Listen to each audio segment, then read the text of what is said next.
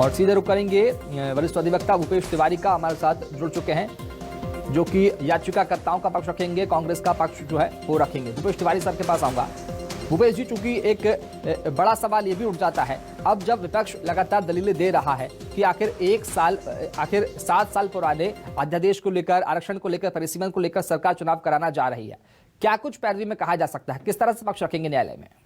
सबसे पहले तो मैं आपको, जैसा आपने शुरुआत में ही बताया, मैं स्पष्ट कर दूं कि ये संपूर्ण मामला जो है उसको न्यायालय में, माननीय उच्च न्यायालय में तीनों खंडपीठों को चुनौती दी हुई थी जी। और प्रकरण जो है वो आज लगा हुआ है माननीय उच्च न्यायालय में। माननीय मुख्य न्यायाधीश की खंडपीठ जो है उसमें अभी लगा हुआ है और संभवतः कुछ समय के पश्चात उस पर सुनवाई भी होने वाली है। जहां तक बात है इस आरक्षण के, तो सबसे पहले मैं आपको एक स्पष्ट कर दूं कि ये जो ऑर्डिनेंस लाया गया है, ये मुख्यतः इस ऑर्डिनेंस में 2 बिंदु हैं। पहला बिंदु जो है, इस ऑर्डिनेंस के माध्यम से एक नई धारा 9A जो है वो स्थापित की गई है मध्य प्रदेश पंचायती राज अधिनियम में। और इस ऑर्डिनेंस के माध्यम से, अध्यादेश के माध्यम से पंचायत राज अधिनियम को अमेंड किया गया है और नई धारा का स्थापन किया गया है। और उस धारा में जो मुख्यतः 3 बिंदु हैं, जिनमें से 2 बिंदु जो हैं वो आपके परिसीमन से संबंधित है और 1 बिंदु आरक्षण से संबंधित है।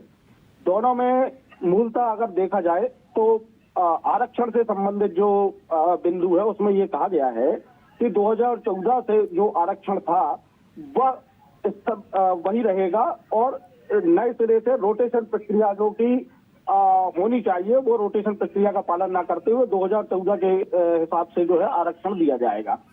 अब उसमें जो मूल चैलेंज जो है याचिकाकर्ताओं का, वो मूल चैलेंज ये है कि संविधान में स्पष्ट रूप से यह प्रावधान किया गया है। पहले हम आपको बिल्कुल छोटे में आपको ये बता देता हूं कि 9A 1992 में जब स्थापित किया गया संविधान में, एक नया अध्याय पार्ट 9 को संविधान में इसलिए लाया गया कि लोकल सेल्फ गवर्नमेंट को स्थापित किया जाए और उस हिसाब से परिभाषित किया गया है कि पंचायत क्या होगी, इंटरमीडिएट, ग्राम और जिला लेवल पे। पर जो अनुच्छेद 243D जो है, 243D आर्टिकल जो है संविधान का, वो स्पष्ट रूप से यह कहता है कि 2 प्रकार के आरक्षण के संबंध में बात करता है। वो SC/ST शेड्यूल कास्ट और शेड्यूल ट्राइब के आरक्षण एवं साथ ही साथ महिला आरक्षण।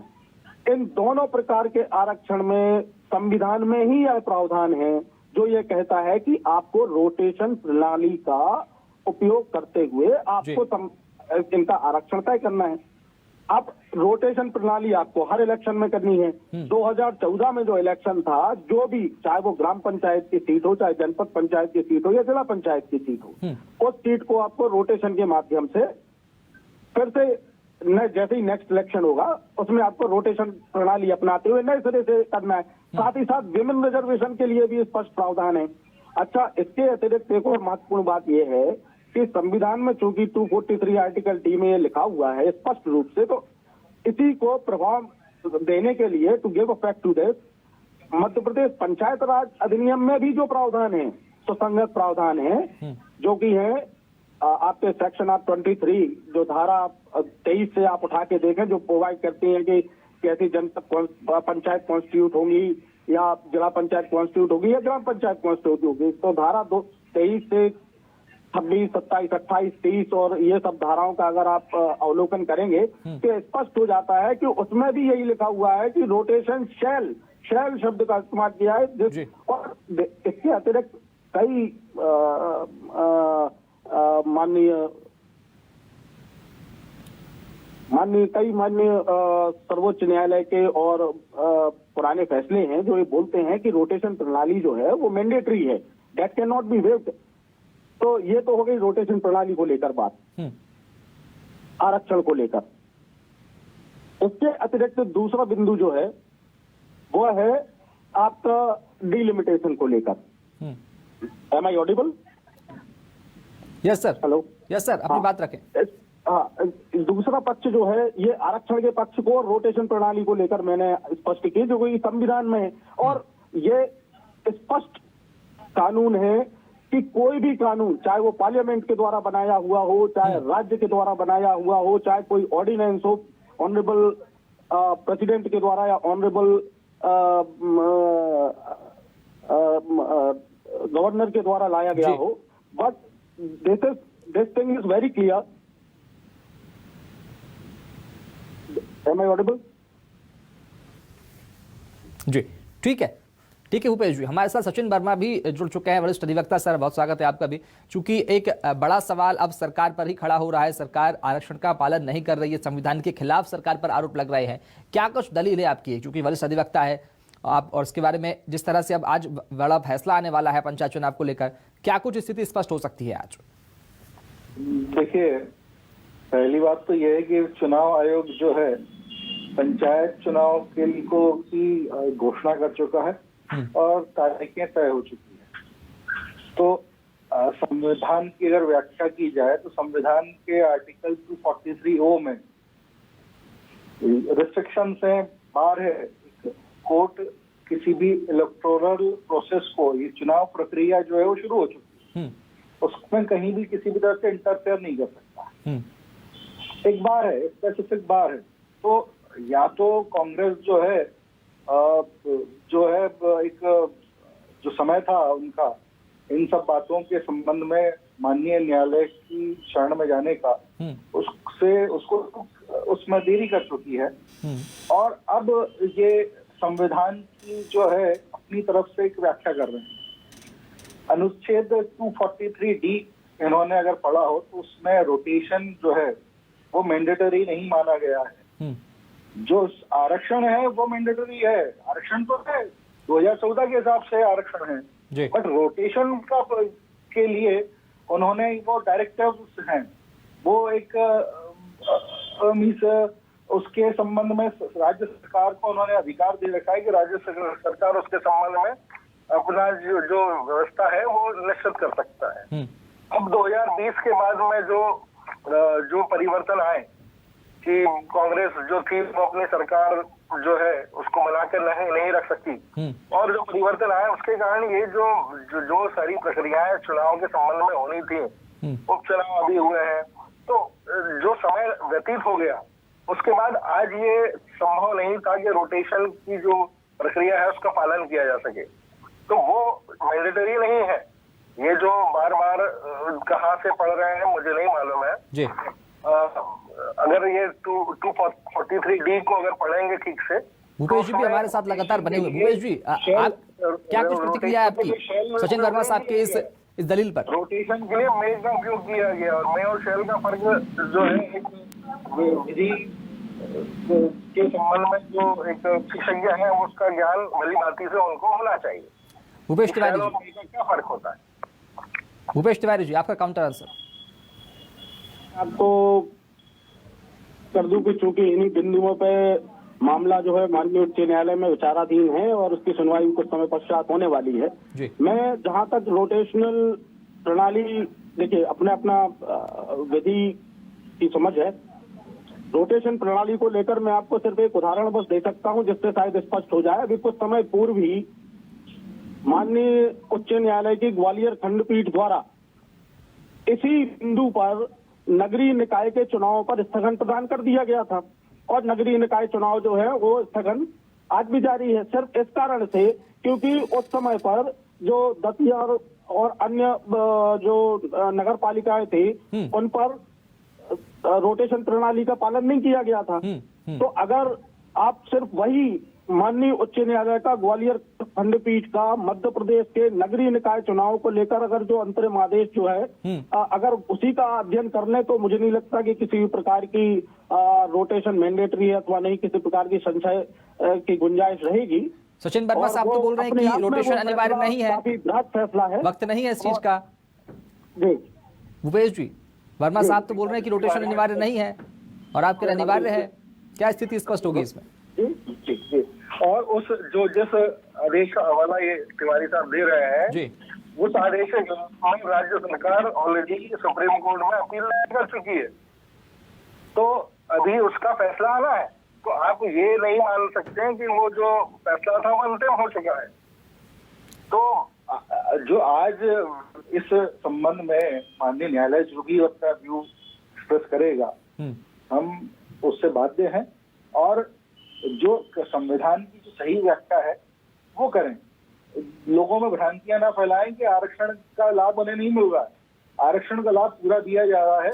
रोटेशन के संबंध में जो सरकार को उन्होंने जो अधिकार दिए गए हैं, जिसको संविधान में अधिकार दिए गए हैं, उन संवैधानिक अधिकारों का उपयोग राज्य सरकार कर रही है। लेकिन सब वर्मा जी, मेरा आपसे सवाल है, चूंकि भूपेश तिवारी जी भी लगातार ये बात कहते आए हैं कि सरकार को हर 5 साल में चुनाव कराने से पहले रोटेशन की प्रक्रिया का, आरक्षण की प्रक्रिया का रोटेशन कराना अनिवार्य होता है, ये न्याय संगत भी है। लेकिन अगर इसका पालन नहीं होता है तो ये गैर न्याय संगत होगा, यानी कि न्याय नहीं होगा, संविधान के खिलाफ होगा।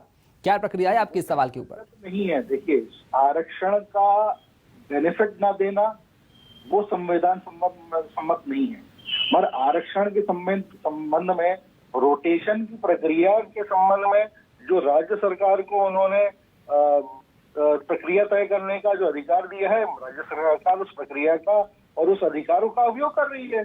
उन्होंने बोला कि 2014 की जो रोटेशन के हिसाब से जो जिस तरीके से जो रोटेशन की पॉलिसी तय की गई थी, उसी के हिसाब से आज चुनाव होंगे।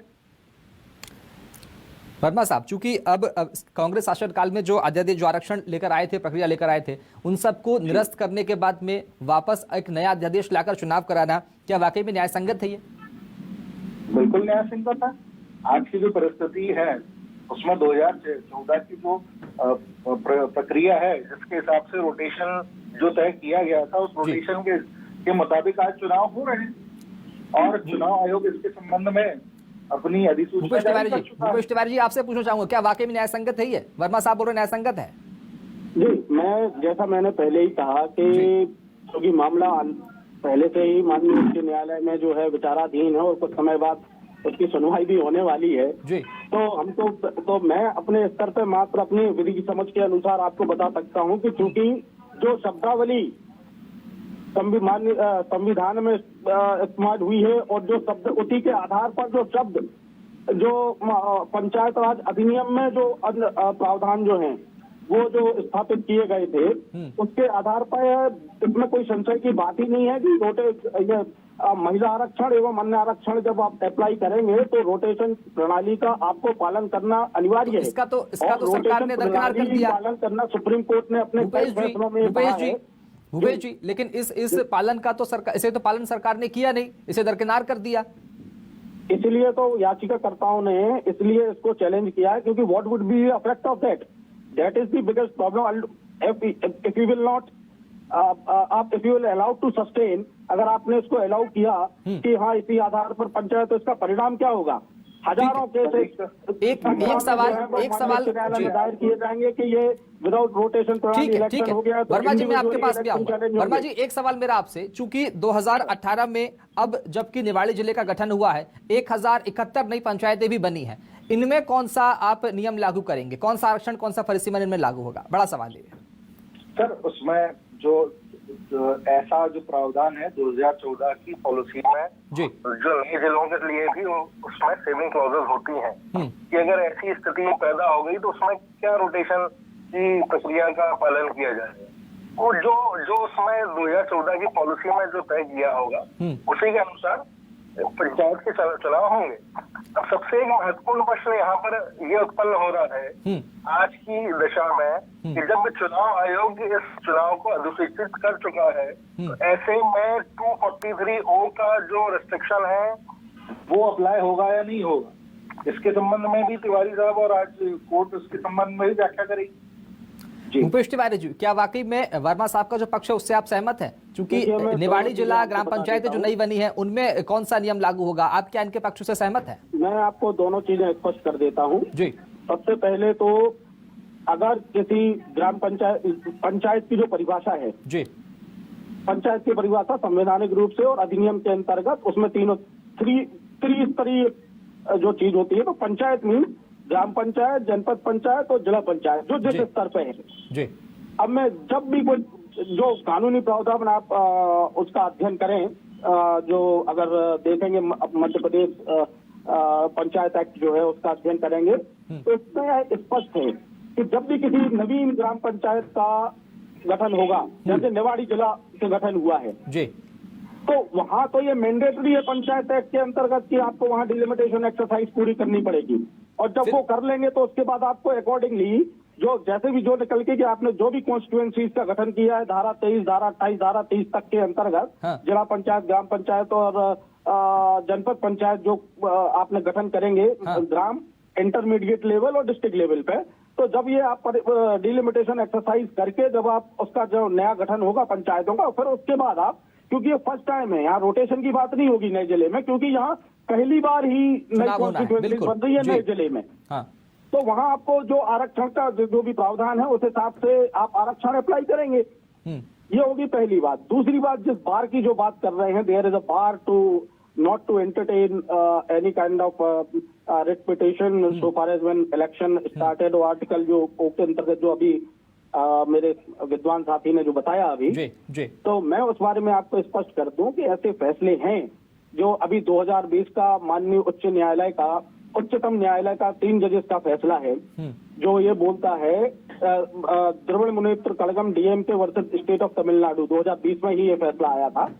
उसमें माननीय सर्वोच्च न्यायालय ने स्पष्ट किया है कि ये जो बार है इलेक्शन प्रोसेस का, सपोज आपने संविधान के विरुद्ध ही कोई कार्य कर दिया और अल्टीमेटली पूरा प्रोसेस ही गलत हो जाएगा, तो ऐसी स्थिति में जी माननीय उच्च न्यायालय और माननीय सर्वोच्च न्यायालय के पास वो शक्तियां हैं, क्योंकि ये हम किसी प्रकार के इलेक्शन प्रोसेस को रोकना नहीं है, इसको इलेक्शन प्रोसेस को हम सपोर्टिंग ही कर रहे हैं एक प्रकार से, क्योंकि अगर ये जिक्र किया है जाएगा भूपेश तिवारी जी, याचिकाकर्ताओं ने अपनी याचिकाओं में इसी बात का जिक्र किया है कि चुनाव को रोकना, चुनाव को रद्द कराना उनकी मंशा नहीं है, बल्कि न्याय संगत तरीके से चुनाव हो, ये उनकी मंशा है। बेसिक मंशा समझिए आप कि अगर मान लीजिए कि आज इस आधार पर चुनाव हो जाते हैं, तो कल के दिन इसका परिणाम ये होगा कि हर एक ग्राम पंचायत, हर एक जनपद पंचायत और हर एक जिला पंचायत का जो इलेक्शन है वो हाईकोर्ट में चैलेंज हो जाएगा या संबंधित न्यायालय में चैलेंज होगा, ये बोलते हुए कि रोटेशन प्रणाली का आपने पालन नहीं किया है, इलेक्शन इलीगल है।